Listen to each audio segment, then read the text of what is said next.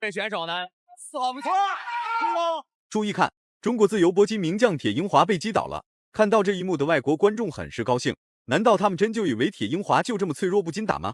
铁英华心中的怒火成功被点燃，重新站起来之后就此展开绝地反击。下一秒，铁英华冷冰冰的拳头在韩国冠军的脑袋上胡乱的拍打。简单介绍一下来自韩国绰号刺客的金东秀，相信屏幕前的你对这位韩国刺客并不陌生。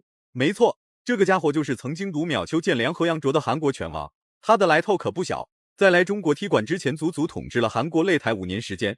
无论是在中国擂台还是韩国擂台乃至世界擂台，金东秀这个名字可谓是大名鼎鼎。来华短短3个月时间，很快便让这家伙尝到了甜头。连战连胜的金东秀将矛头瞄准了年轻气盛的铁英华，试图击败中国新一代拳王，镇压老一代拳王。别看铁英华很年轻，才20出头，真要是打起架来，铁英华一点都不含糊。话就不多说了，来让我们欣赏一下铁英华的精彩表现。黄色短裤是中国勇士铁英华，白色短裤是韩国拳王金东秀。跆拳道出身的金东秀，他的拳脚进攻很是融洽，所打出的每一次进攻都很有规律，并且这个规律隐藏得很深很深。不出意外的话，铁英华最起码需要1回合的时间来进行试探。毕竟金东秀的绰号叫刺客，不难怀疑这家伙的出拳轨道和落点十分诡异且神秘，一般人根本无法在短时间内发现或者侦破金东秀的作战计划。这是第一次在他的家门口湖北来打比赛啊！赛前我跟他的父亲在一起聊天说，小伙子有一定的心理压力，因为第一次回到湖北嘛。的确，但是他会对于他也是压力，也是动力。对，他说我们会把这个压力变成动力的。铁英华这个选手就是拳法好，连击好，并且打法硬朗。现在面对韩国的这位选手呢，4号不错，后手的直拳，击中了面部。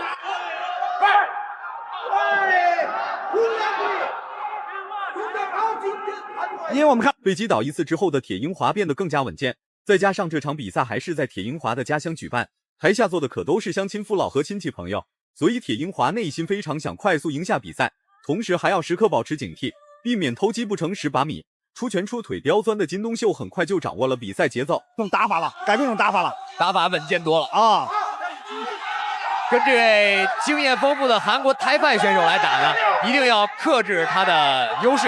这位选手就是打法比较灵活，而且腿法比较刁钻。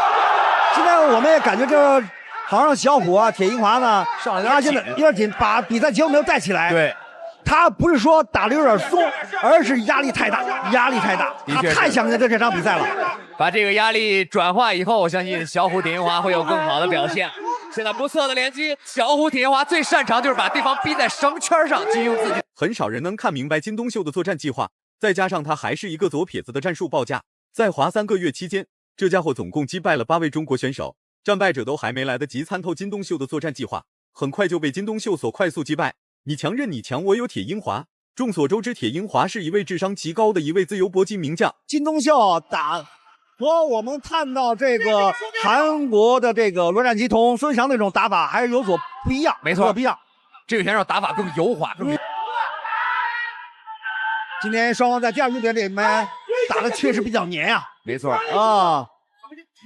这个韩国选手已经拥有43胜7负的战绩，可以说非常可观。作为23岁的年龄，他的经验非常好。倒计时，小虎铁英华开始放开了，有意识加强后手之前的进攻，双方开始互拼。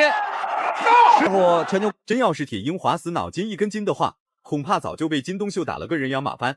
之所以铁英华能坚持到现在且不落下风，那是因为铁英华的出拳出腿同样属于刁钻类型。为了捍卫中国搏击的尊严，铁英华果断开启了狂暴模式。台下的乡亲们可都用眼睛看着铁英华呢，就算要输也要输的有气势。这是硬拼硬打啊！小虎刚才一个低扫破坏了对方的平衡，对方还以颜色。现在双方在短暂的将近几十秒的时间里，已经换了很多拳了。有场裁判马涛告诉金东秀不要利用这种带摔技术，虽然在纯泰拳比赛里面可以，但是在 WF 自由搏击竞赛当中，这种带摔是不允许的，因为我们取消了主动的摔法。这位韩国选手呢，发现对方该再跟小虎。随着时间的推移，金东秀的优势越来越渺小。反观铁英华，经过长时间的试探之后，变得更加娴熟，完全不惧怕眼前这位凶神恶煞的金东秀。尽管金东秀拥有丰富的比赛经验和隐秘的作战计划，那又何妨？铁英华照样照打不误。大不了被打晕抬走，也不想让金东秀继续在中国擂台狂妄下去。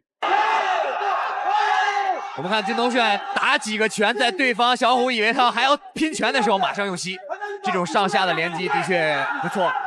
但是铁英华就属于重剑无锋啊，我就跟你拼对攻，就跟你拼拳法。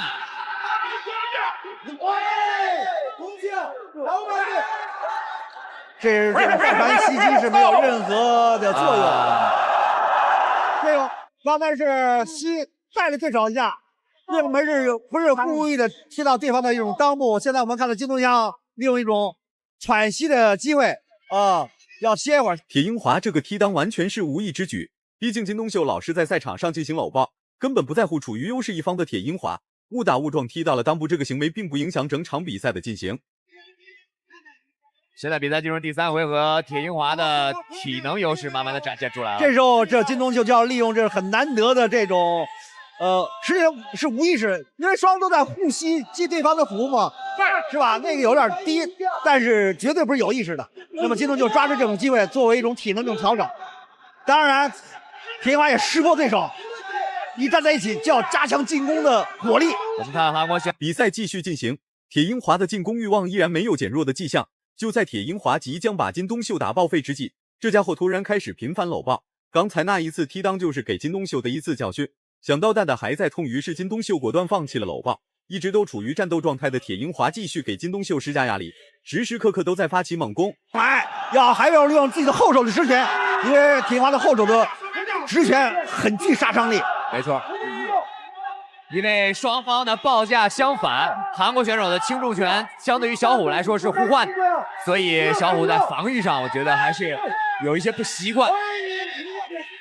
现在韩国人空手的勾拳，金东秀体能下降，这时候小虎要抓住机会，要拼命的打击对手。距离比赛结束的时间越来越少，留给金东秀顽强抵抗的时间不多了。最后10秒钟，铁英华的进攻还在继续。不得不说，铁英华还真是一个搏击奇才。年纪轻轻竟然拥有如此强大的爆发力和用不完的体能，这时候肯定是占据优势。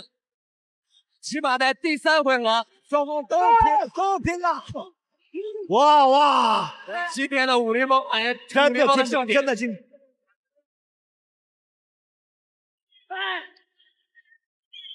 熟悉小虎铁英华的观众都会发现，小虎铁英华今天的进攻速度比以前慢了很多。第一次在家乡父老面前，最终铁英华获得了比赛胜利，成功在父老乡亲们的面前撞了一把，并且此场战斗还被纳入了官方教材，史称小虎铁英华的成名之战。如果满分是100分的话，你会给铁英华打几分？视频到这就结束了，咱们下期不见不散。